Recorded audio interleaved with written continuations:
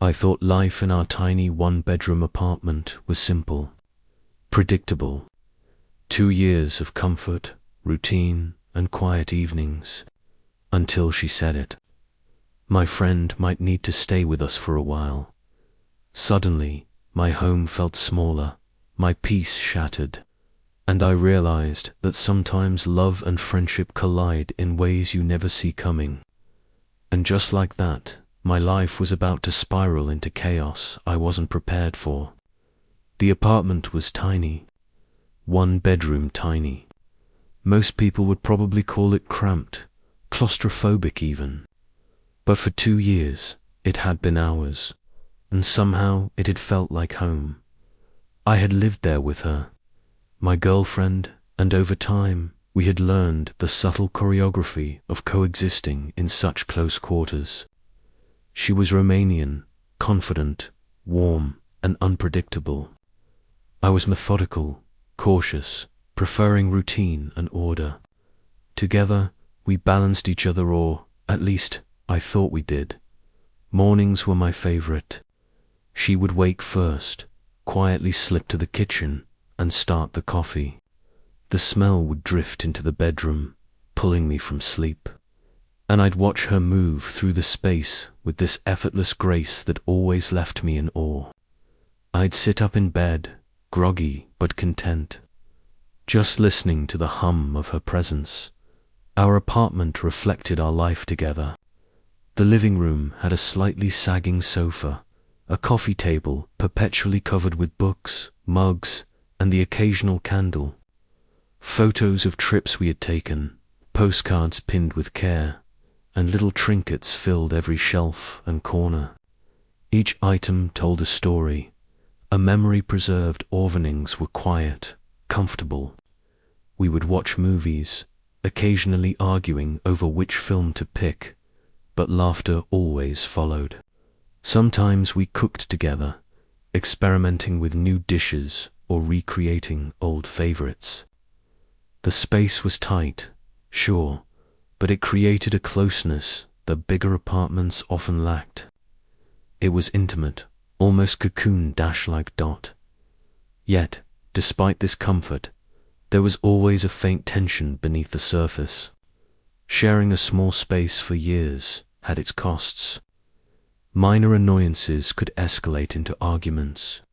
Small habits could irritate without notice, and even a slight disruption could ripple through the balance we had established. But we had managed. For 2 years, life was steady, predictable. Warm. Then came that Sunday morning. It was overcast, the kind of day that made the city outside seem distant, muted. I was still half asleep, scrolling through my phone in bed, when she walked into the room. Her face was tense, hands twisting the hem of her shirt nervously. Instantly, I knew something was off. "I need to talk to you about something," she said, voice slightly quivering. I sat up, concern prickling. "What's wrong?" She glanced around the room like searching for courage. "It's my friend. She's in trouble. She has nowhere to stay right now." I was thinking, maybe she could stay with us for a while. I froze. "Wait, what do you mean, stay with us? We don't even have a spare bedroom. Where would she sleep?" "She'll sleep on the sofa," she said quickly, as if that solved everything. My stomach sank. "The sofa? I get that you want to help, but we're barely comfortable as it is. How long are we talking about?" She looked away, biting her lip. "I don't know. Maybe a few weeks." "A few weeks?" That phrase echoed ominously. Our tight, carefully maintained life suddenly felt threatened by the unknown. I wanted to help people. I really did. But our life, our space, our routines, everything was about to be disrupted. She noticed my hesitation, and her eyes filled with tears. "But she has nowhere else to go. I can't leave her out there. I felt torn. I wanted to agree, to be supportive, to be the partner who helped, but the practicality of it pressed down like a weight on my chest. 2 years of stability, suddenly I wanted to say no, but I also didn't want to be cruel. Hours passed. We argued quietly at first, then voices rose. We sat on opposite sides of the living room, each word heavy with unspoken tension. Eventually, I relented, not out of willingness, but out of exhaustion. She would stay the day she arrived. I tried to prepare. I cleared the sofa, shifted a few things around, made what little space we had feel more accommodating. She was polite, helpful, tried to integrate herself into the rhythm of our lives. She washed dishes, cooked small meals, attempted to contribute wherever she could, and yet, the moment she stepped through the door, I felt it, the space that had felt ours suddenly invaded. My apartment didn't feel like mine anymore. Her presence was subtle at first, just small movements, quiet conversations. But my anxiety grew with each passing day. My girlfriend and her friend became inseparable, whispering and laughing in corners. While I felt like an outsider in my own home, I told myself it was temporary, just a few weeks. I could survive a few weeks.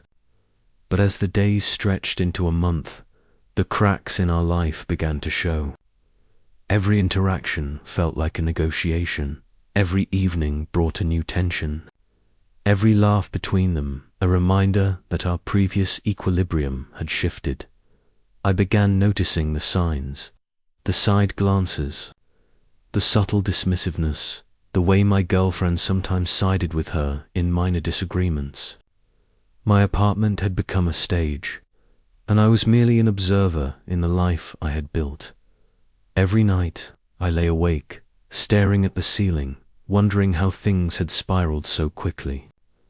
2 years of careful living, disrupted by a decision made out of kindness. I couldn't predict what would happen next, but I knew one thing for certain. Life as I knew it was over. Asterisk. The day she arrived was unlike any other Sunday we had shared. I woke up to the sound of shuffling luggage, a soft knock at the door, and a timid voice saying, "Hi. I hope it's okay that I'm here." I swallowed, trying to muster a smile. "Yeah, sure. Come in." She stepped inside, carrying a single bag, eyes wide as if unsure she belonged there. Her presence was small but immediately noticeable. She moved carefully, like someone entering a house that wasn't fully theirs. I forced myself to take in her face, her posture, anything that might tell me she wasn't a threat, but the apartment already felt smaller. The sofa we had shared for movie nights, lazy Sundays, now had to serve as her bed. Our tiny kitchen, with its limited counter space, suddenly seemed crowded.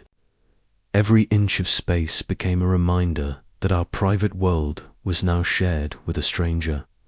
She tried to be helpful. She washed the dishes, put away groceries, even asked if she could cook. At first, I appreciated the effort, but beneath her politeness, I sensed an unease, a subtle tension that made me question everything. My girlfriend was radiant in her presence. She smiled, laughed, and guided her friend through the apartment, pointing out where things were, showing her how to make coffee, how to find towels. I should have been happy to see them bonding. I should have felt relieved that my girlfriend's concern for her friend was genuine, that kindness was being extended. Instead, I felt sidelined. I watched them in the living room, 2 women laughing over something I couldn't hear, sharing stories and jokes that I wasn't part of. My chest tightened. My apartment, our home, felt like it had shrunk around me. Days passed. She contributed in small ways, washed a dish here, cooked a meal there, but she didn't pay rent.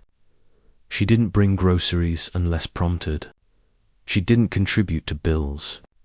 And though my girlfriend would often excuse it with "she has no money right now," I felt the weight of responsibility pressing down on me. The first tension came subtly. I would place a cup on the counter, and she would move it, arranging things in ways I wasn't used to. I'd mention it to my girlfriend, "Can we just leave things like they are?" And she'd respond gently, "She's trying to help, don't be so uptight." It wasn't just the space, it was the energy she brought. I began noticing the way she would sit close to my girlfriend on the sofa, lean in to whisper, laugh loudly at jokes I hadn't heard. Their bond was immediate, effortless, leaving me feeling isolated. One evening, I tried to join in on a conversation, hoping to feel included. But every time I spoke, there was a pause, a subtle redirection, as if my words didn't carry the same weight. My girlfriend smiled apologetically at me, but the dynamic was clear. The newcomer had become a fixture, an inseparable presence, and I was the outsider in my own home. I began to dread her presence, though I would never say it aloud. It felt cruel, ungrateful even, to dislike someone who had nowhere else to go. And yet, every laugh, every shared glance, every small act of independence she took, chipped away at my patience. By the end of the first week, I was measuring my life in moments of solitude, the 15 minutes I could spend in the kitchen before she entered, the rare hour I had to watch TV in peace, the small pocket of privacy in the bedroom where I could breathe. My home was no longer a sanctuary. It was a constant negotiation of space, energy, and emotional balance. And my girlfriend, she was happier than ever. Seeing them bond brought her joy, and she seemed almost unaware of the tension brewing beneath the surface. Her laughter filled the apartment, but it felt like it was at my expense. I was living with 2 people now, yet the space for me, for us, had shrunk to almost nothing. I began to feel it, a subtle anger, a resentment that I tried to mask. I told myself I was being irrational, that I should be grateful for the chance to help. But the emotional weight of constant proximity, of losing the intimate bubble we had carefully built, was suffocating. I could see now that this wasn't temporary. The few weeks had stretched, and every day the lines blurred further. I had lost control of my home, of my routine, of the rhythm we had established, and the realization hit me with a sharp edge. Life would never be the same again. Not until we set boundaries, if that was even possible. The second week was worse. I noticed it in the small things first. The way she would rearrange the kitchen items without asking. How she claimed certain spots in the living room as her own. Every corner of the apartment now seemed divided. Even the coffee mugs had their unspoken ownership. I tried to speak up gently. "Can we leave the coffee table like it was?"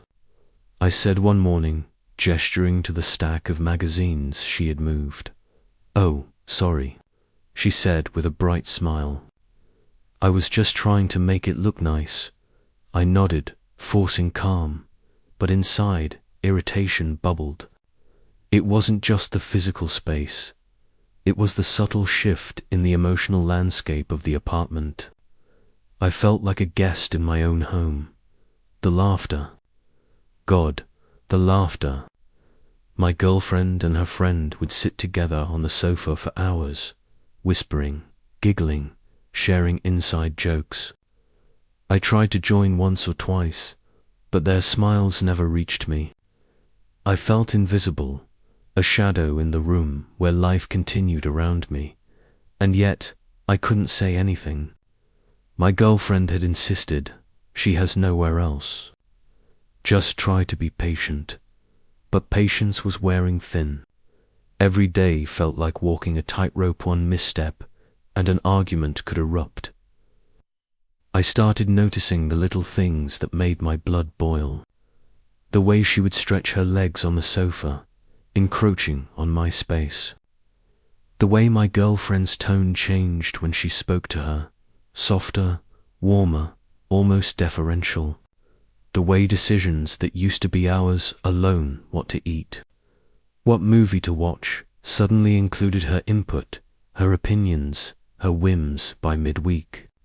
I was snapping at small things, a misplaced mug, a turned-up volume on the TV, a laughing fit that seemed too loud. I felt guilty immediately, but the resentment had already taken root. It was subtle, almost imperceptible at first, but undeniable. Every evening, lying in bed, I would replay the day in my head, dissecting every glance, every comment, every slight feeling of exclusion. My apartment no longer felt like mine. My routines, carefully established over 2 years, were disrupted. The comfort I once felt here had vanished, replaced with anxiety, frustration, and an ever-growing sense of confinement. Part 1 breaking point. The end of the first month was approaching, and I realized I was losing myself in my own home. I couldn't remember the last time I had felt truly relaxed here. Every sound, every laugh, every casual movement of her friend seemed amplified, invading my space, my mind, my life. One night, I tried to talk to my girlfriend. I can't do this anymore. It's too much. I feel like I'm disappearing here. She looked at me, startled, then frustrated. I don't understand. She has nowhere else. You're making this about yourself. I'm not. I need my space, my routines, my home. It's not about her. It's about us losing our life here. She shook her head, tears welling up. You're being selfish. She's in trouble. She's my friend. We have to help her. And that was it. The words cut deep. I felt trapped between morality and sanity, compassion and self-preservation. I wanted to help. I wanted to support her. But I also needed my home, my peace, my life. That night, I lay awake, staring at the ceiling, imagining what life would be like if nothing changed. I could see the threads of our life unraveling, every bond strained, every moment of comfort replaced with tension. And I realized, with a sickening certainty, that this was only the beginning. The arrival of her friend had shifted the entire equilibrium of our lives. Our one-bedroom apartment, once a sanctuary, had become a crucible. And somewhere in the laughter, the whispered conversations, the unspoken alliances, I had begun to feel not just excluded, but slowly erased from my own life. I knew that unless something changed, this tiny apartment would become a battlefield, and none of us would walk away unscathed. The apartment had already changed. It wasn't mine anymore, not really. Every object, every corner seemed claimed by someone else. But I had hoped that patience would help, that the novelty would wear off, and that eventually we could find a rhythm with 3 people in such a small space. I was wrong. It started subtly. She would move my things without asking, a dish here, a towel there. At first, I tried to ignore it, thinking, she's just trying to help, it's temporary. But every day, the pattern repeated. Every morning, I would notice a subtle change, different placement of my coffee mug.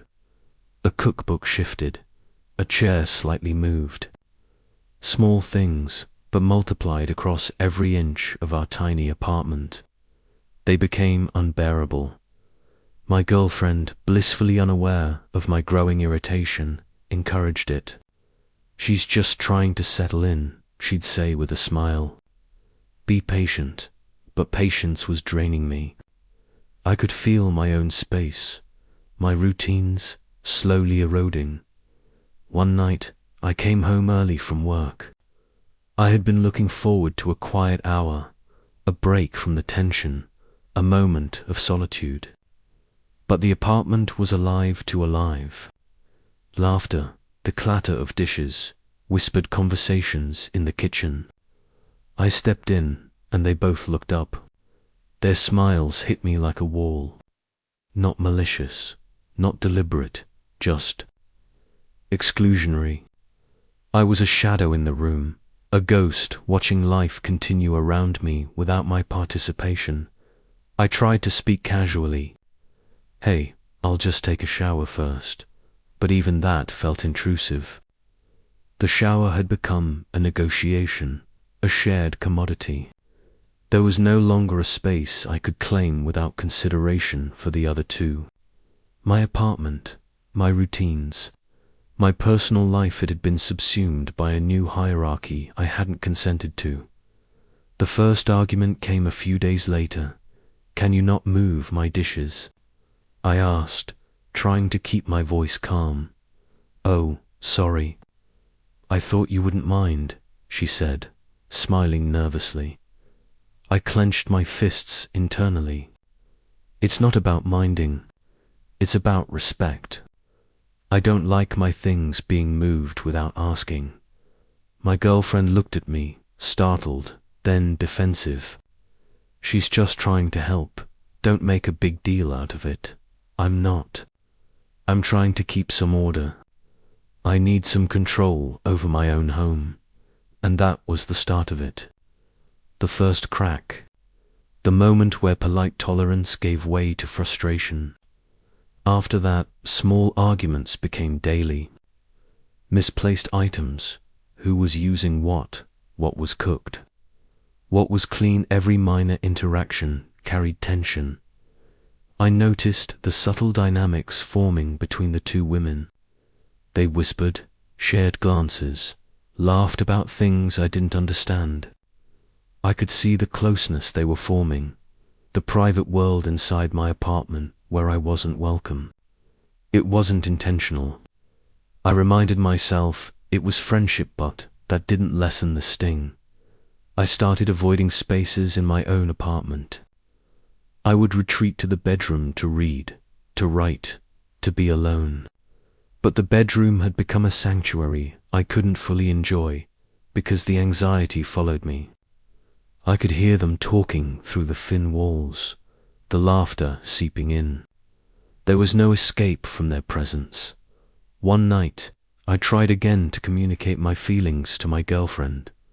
"I feel like I'm losing control over our apartment," I said softly, seated on the edge of the bed. "I know we want to help her, but it's too much. I feel like I'm disappearing here." She shook her head, eyes glistening. "You're overreacting. She has nowhere else. This is temporary. I don't want her to be alone. It's not just about her. It's about us, about our life here.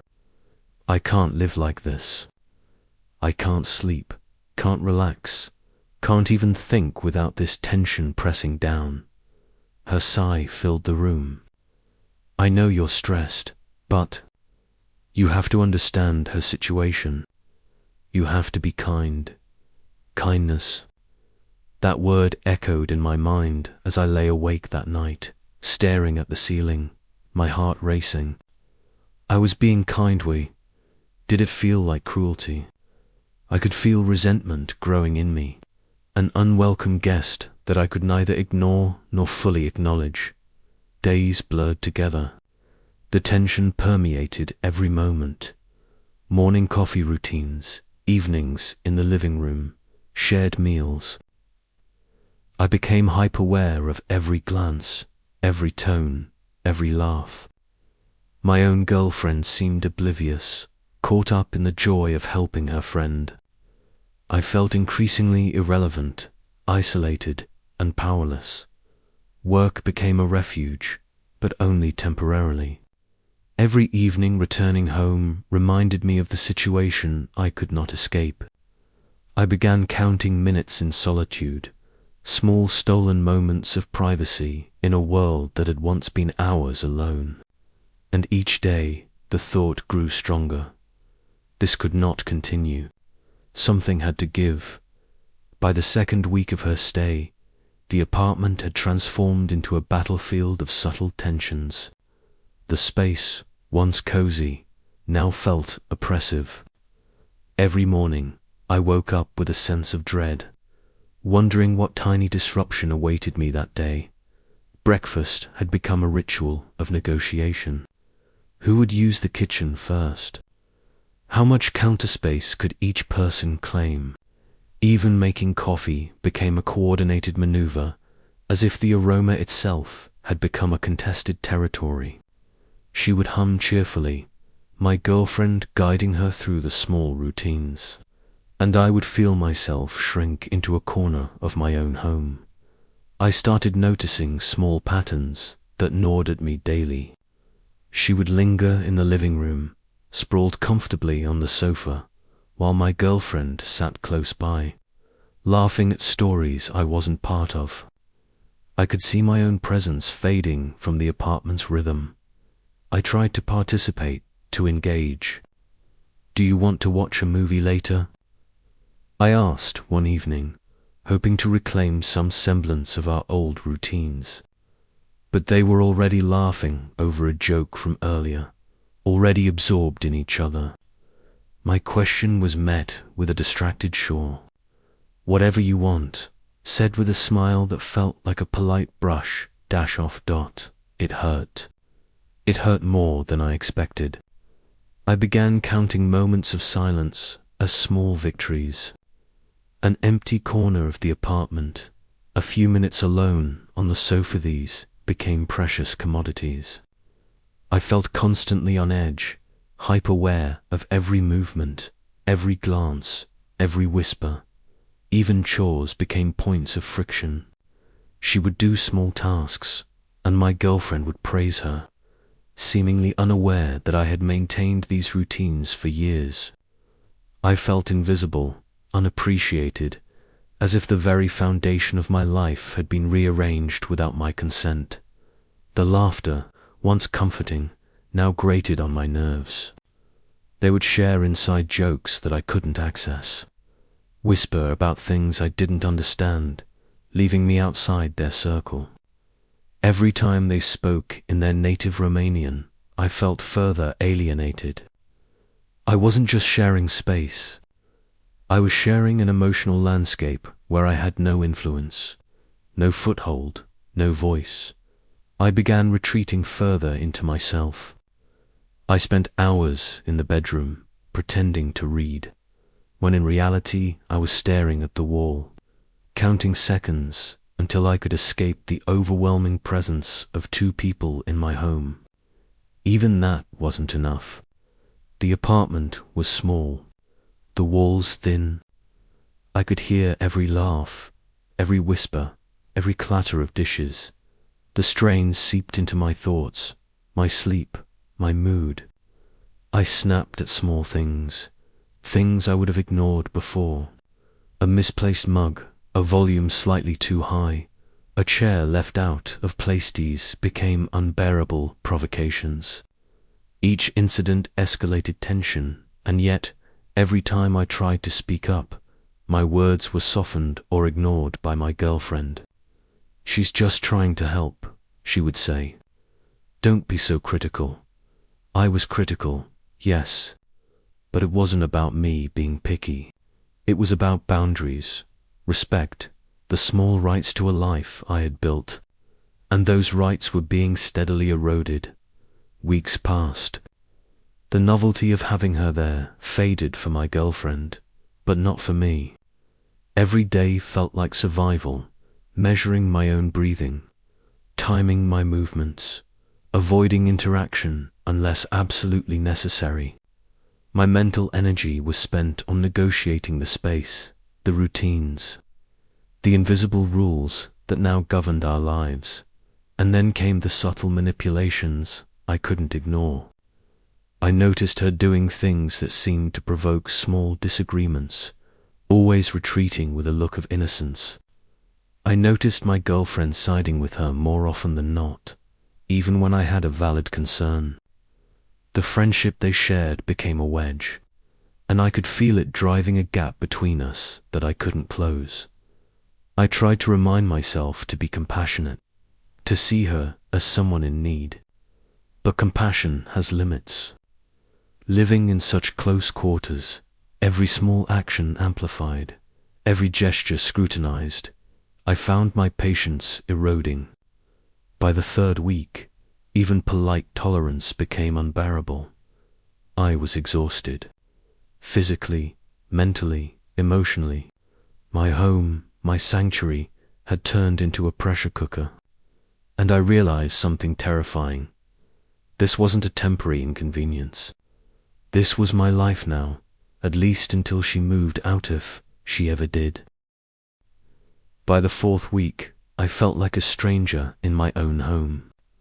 The apartment, the life I had built with her, the routines and small comforts that had once defined our 2-year rhythm, it all felt foreign. Every laugh, every whisper, every glance between the two of them cut into me like a knife. I could not remove. I tried to remind myself, she has nowhere else. My girlfriend is trying to help, but reasoning did little to calm the storm inside. The jealousy gnawed at me relentlessly, the kind that isn't about romantic interest but territorial. Emotionally instinctive protest against erasure. I caught myself staring, calculating, counting their interactions, their laughter at a joke I didn't understand, the way her friend leaned casually against the kitchen counter, while my girlfriend poured coffee with a soft smile that once had been reserved. For me, these moments felt like betrayals, small, subtle, undeniable betrayals that accumulated like weight pressing down on my chest. One evening, I tried again to speak, to convey my feelings without igniting conflict. "I can't do this anymore," I said, my voice low but tense. "I feel like I'm disappearing from my own life." From our life, my girlfriend looked at me, eyes wide, brows furrowed. "You're overreacting. She's just here temporarily. Why are you making this about yourself?" I felt a spark of anger, making it about myself. It's not selfish. It's about our home, our routines, our sanity.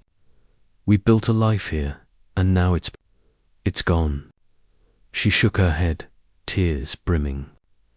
"I know you're stressed, but she's in trouble. She has nowhere else to go. You can't just push her out." Her words hit me like a hammer. I wanted to scream, to tear down the apartment and start over, to reclaim the life I had known. But instead, I felt paralyzed, trapped between moral obligation and the urgent need for self-preservation. *2yat. DGIK, Lorfan 2D, Bunting Anha, Tipne to C, Hungemzung Jate, Ninam Chin, Fiji, Dion Quaithun, Kokon, Hone Thyan Fun to approximately 7,000 Ticho, Tone 2A2D, Part 2D, the breaking point by the 5th week. The apartment had transformed completely. The one-bedroom sanctuary that had once been a home for 2 people was now a stage of tension, frustration, and silent battles. Every sound, every movement, every laugh between my girlfriend and her friend hit me like a hammer. I could no longer pretend that I was okay with the situation. One evening, the breaking point arrived quietly. I had come home later than usual, hoping for a calm dinner, some semblance of normalcy. But as I stepped into the apartment, the scene that greeted me made my chest tighten instantly. She was cooking in the kitchen, humming softly, while my girlfriend leaned against the counter. watching her, smiling with admiration. I paused at the doorway, watching them interact, feeling completely invisible. Every ounce of patience I had nurtured over the past month evaporated like mist in the morning sun. I tried to speak calmly. "I need to talk to you both, now." They turned, surprised. My girlfriend frowned, concern flashing across her face. Her friend, sensing tension, stepped back slightly. "This isn't working," I said, voice firm but controlled. "I can't live like this anymore.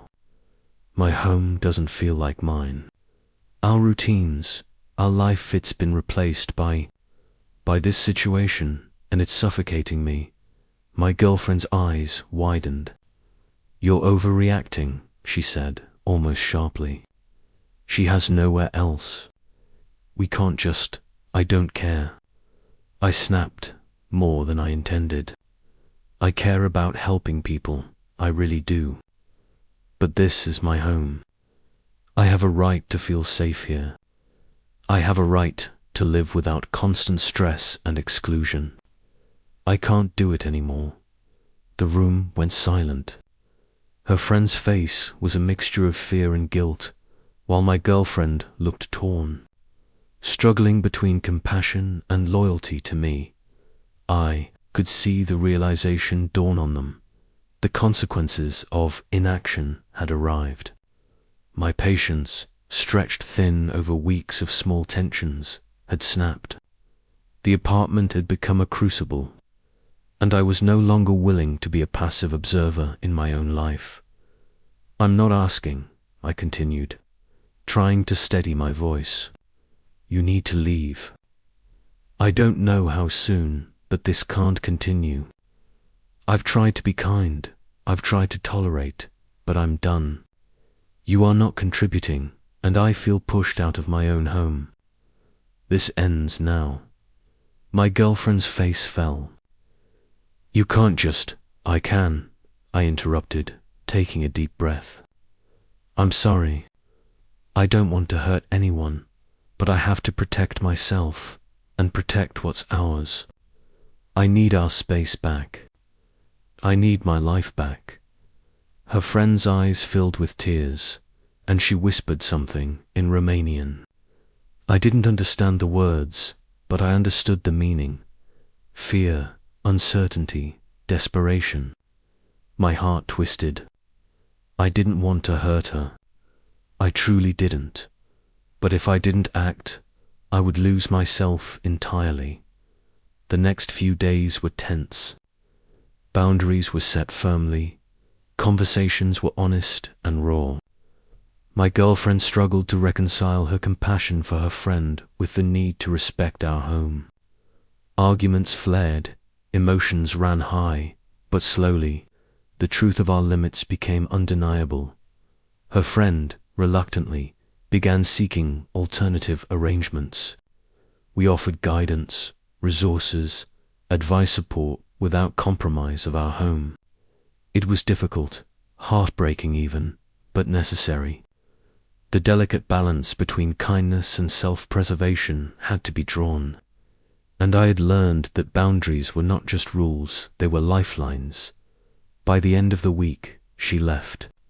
The apartment felt larger, lighter, freer. My routines returned, small comforts restored, the sanctuary rebuilt. My girlfriend and I were strained, yes, but honest. Closer for surviving the ordeal. I realized something crucial. Kindness is not infinite. Compassion has limits, especially when it endangers your own well-being. And sometimes, the hardest decisions are the right ones. Protecting yourself does not make you cruel. It makes you human. As I sat on the sofa that had once felt overcrowded, breathing deeply, I finally felt the calm return. Life in the apartment was ours again. But I would never forget the lessons of those weeks, the fragility of comfort, the importance of boundaries, and the difficult balance between helping others and protecting yourself. The ordeal had ended, but the memory lingered. And perhaps that was the true lesson. In a tiny apartment with a big heart, sometimes survival meant saying the hardest words, standing firm, and reclaiming your own space. I started retreating into my own mind, analyzing every detail, every interaction. Was she subtly undermining me? Was my girlfriend siding with her friend because she felt guilty, or because she preferred her company? Did they even notice the tension I felt, or was I entirely invisible? The apartment became a stage, and I was an actor in someone else's play. Every movement was choreographed around their needs and whims. Every meal, every conversation, every evening spent in what had once been our living room now carried the invisible weight of judgment and exclusion. I began to notice more manipulations, or at least I thought I did. Small provocations, leaving dishes unwashed until I noticed, asking questions with double meanings, laughing in a way that seemed deliberately performative. I tried to give them the benefit of the doubt, but my anxiety colored every action, every tone. Every glance, I felt trapped in a relentless loop, guilt for feeling resentment, anger for being invisible, fear for the slow erosion of my own life. Sleep became difficult. Mornings were filled with dread. Even mundane tasks felt overwhelming. The apartment no longer offered comfort. It had become a prison of my own making, built from shared space and fractured trust. Then came the realization that terrified me. I could not continue like this. The emotional toll was unsustainable. I had to confront the situation, to either reclaim control or lose myself completely. And yet, every step toward confrontation carried the risk of destroying not only my relationship with my girlfriend, but also the fragile sense of morality I clung to. I lay awake that night, staring at the ceiling, replaying every interaction, every laugh, every whisper. My chest tightened with guilt and rage, my mind spinning with scenarios, each more desperate than the last. How had kindness led to this? How had my desire to help, to be compassionate, left me feeling betrayed, isolated, and powerless? And in that quiet, suffocating darkness, I realized something frightening. Unless I acted, nothing would change. The apartment would continue to shrink around me, my identity dissolved in the presence of another. The life I had built, the routines and rituals that gave me stability, would vanish completely. I was at a crossroads. I could endure, continue to suppress my emotions, and hope for a miracle. Or I could act, set boundaries, reclaim my space, even risk the wrath of my girlfriend and her friend. The thought of conflict terrified me, but the alternative of silent erasure was unbearable. This was the moment when fear and anger merged, forging the first glimmer of resolve. I realized that the coming days would demand choices that could not be avoided, choices that would define not only the future of my home, but also the person I was willing to become in order to survive. The apartment was quiet again. The absence of her friend was palpable, almost surreal. For the first time in weeks, I could breathe without the tight knot of tension pressing on my chest. The air felt lighter, the spaces larger. But along with relief came a swirl of mixed emotions, guilt, reflection, and a cautious sense of peace. I walked through the rooms, noticing the small details that had been overshadowed by weeks of conflict. The sofa seemed empty, yet inviting. The kitchen counters were finally mine to arrange, without subtle negotiations over every inch of space.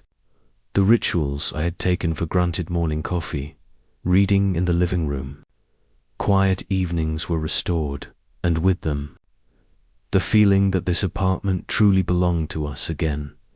But I could not ignore the guilt that lingered. I had evicted someone who had nowhere else to go. She had been a stranger in need, vulnerable and lost. And while I had been justified in protecting my home and my sanity, I could not deny the pang of empathy that gnawed at me. I reflected on the weeks that had passed, the small arguments, the whispered tensions, the laughter that had excluded me. It was a lesson in boundaries, in the delicate balance between helping others and maintaining one's own life. I realized that kindness must have limits, and that self-preservation is not selfish, it is necessary. The ordeal had strained my relationship with my girlfriend. She had been caught between compassion for her friend and loyalty to me, and the tension had tested our bond. But through honest conversations and patient reflection, we began to rebuild. "I know you felt trapped," she said one evening, her voice soft but serious. "I wanted to help, but I see now how much it affected you. I felt invisible," I admitted. "I felt like my home, my life, and even our relationship had been taken from me." She nodded, tears glistening. "I'm sorry. I didn't realize how much it would impact you. I only wanted to help her." We talked late into the night, revisiting every argument, every tension, every moment where communication had failed. We acknowledged mistakes, apologized, and agreed on boundaries for the future. The process was slow, deliberate, but healing. I realized that our relationship was stronger because we had faced a challenge together. The experience had tested our patience, our communication, and our empathy. And while it had been painful, it had also been a crucible for growth. I began to reflect on what I had learned. First, boundaries are essential. Compassion must be tempered with limits, or it can lead to personal harm. Second, communication is critical. Every tension, no matter how small, must be addressed openly before it grows into resentment. Third, empathy is powerful, but it must not come at the expense of one's own life and sanity. I thought about her friend, about the vulnerability she had shown, and the kindness we had extended. But I also understood that kindness does not mean unlimited sacrifice. There is a balance between helping others and protecting oneself, and crossing that line can have consequences for everyone involved. Finally, I learned the value of self-reflection. During the weeks of conflict, I had examined my emotions, my patience, my moral compass. I had learned about my limits, my triggers, and the importance of acting decisively when necessary. Life gradually returned to a calmer rhythm. The apartment felt like home again, our routines restored, our personal space respected.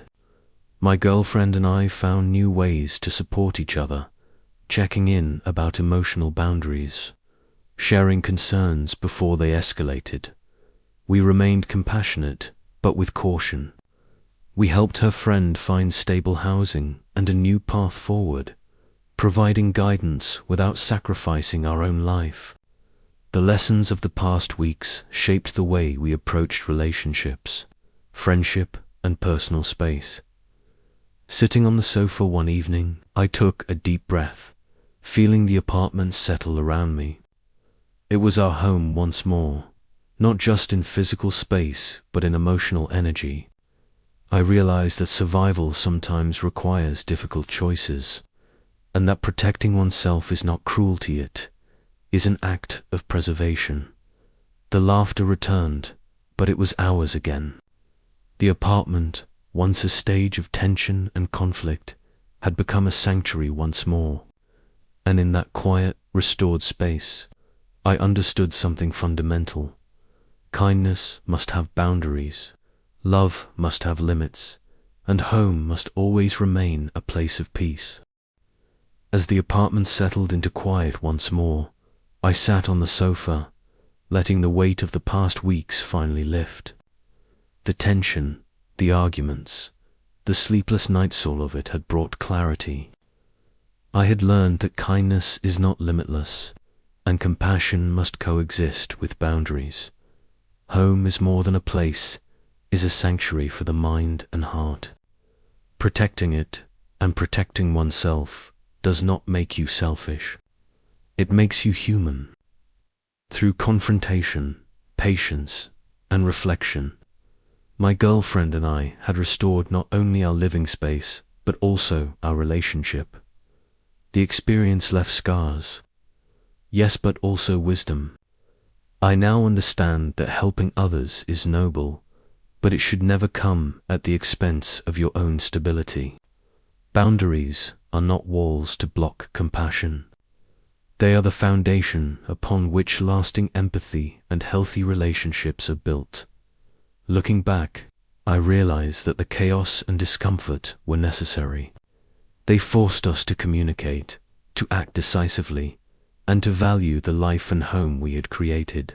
And in that restored peace, I finally understood love, kindness, and friendship are most powerful when paired with respect for others and for oneself. Sometimes the hardest decisions are the ones that save you. And in choosing to protect our home and sanity, I found not only relief, but also a deeper understanding of what it truly means to care for others and for yourself.